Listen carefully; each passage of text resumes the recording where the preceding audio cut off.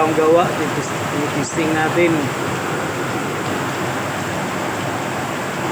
Testing natin yung bagong gawa natin. Mga kasipag dyan, mga bro, meron tayong tinitesting. Tingnan sa atin ito. Ayan. Kalakas ng apoy.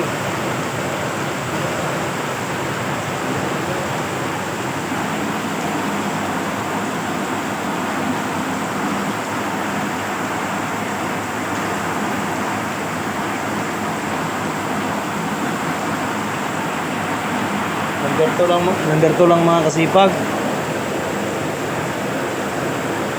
Titesting natin yung performance ng apoy. May bago tayong kalan. Order sa atin ito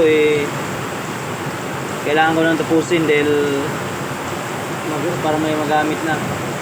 Tinitesting ko muna mga kasipag. Lagay ko sa number 5.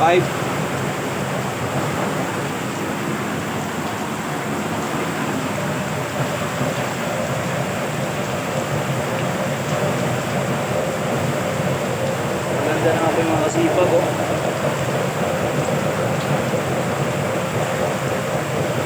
Maganda na apoy. Usok lang dito mga kasipag niya.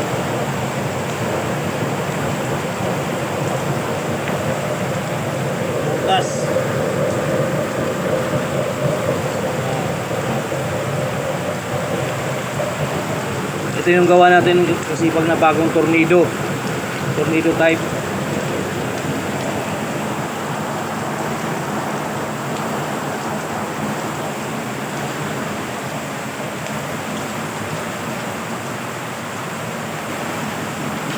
Gusto natin nabutan din ng ulan.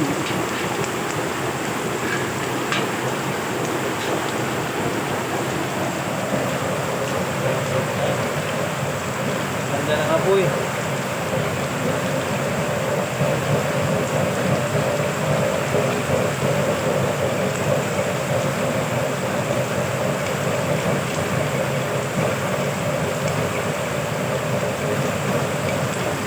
Seven inches to mga kasipag yung chamber natin, 7 inches. Yung butas niya nasa ano lang, sa ang corner niya 28 holes. Bali 8 sa distractor niya, 8. Isang pababa, isang paangat. 4 na pababa pala, 4. Tapos 4 na pataas. Tapos may 4 sa gitna, pasalungat. Sinubukan na ngayon natin maging tornado type. Yan, lakas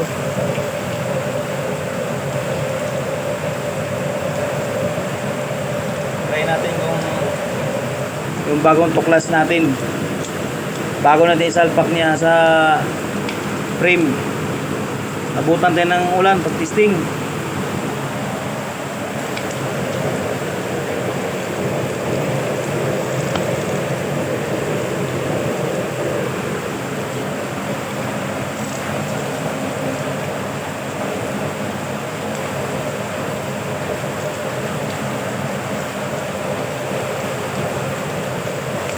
Ilamsik ng tubig mga kasipag, kaya tumataas-taas yung apoy. Ganda na apoy mga kasipag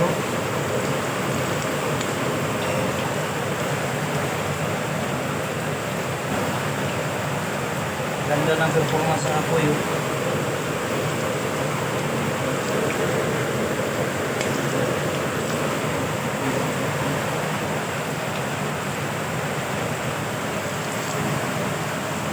Kaya natin kasipag yung ano nito.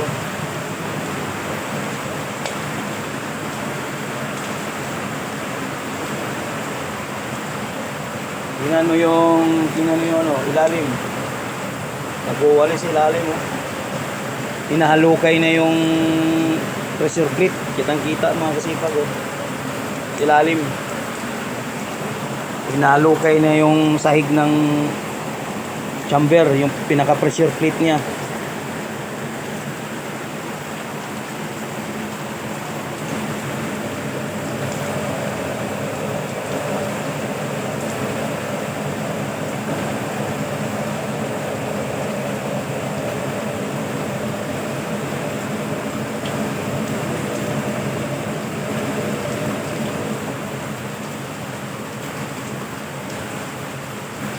Maraming salamat mga kasipag. Testing lang sa atin bago ko isalpak para malaman ko kung maganda yung performance ng ano burner. Bali 28 holes ito mga kasipag. 8 yung ano, 8 yung kasi malaking ang ano, malaking chamber, 8 yung distractor niya, 4 yung pababa, 4 yung pagilid, yung paikot. Bali 8 lahat. 6 yung gitna. 6 yung sa gitna, yung nasa pinakaulo, sa top niya 11. Bali abot nito lahat ng 28 holes. Yan mga kasipag. Maraming salamat. Good day. Okay, subscribe na lang. Baka pwede naman sa mga friends ko dyan, mga kaibigan natin dyan. Salamat.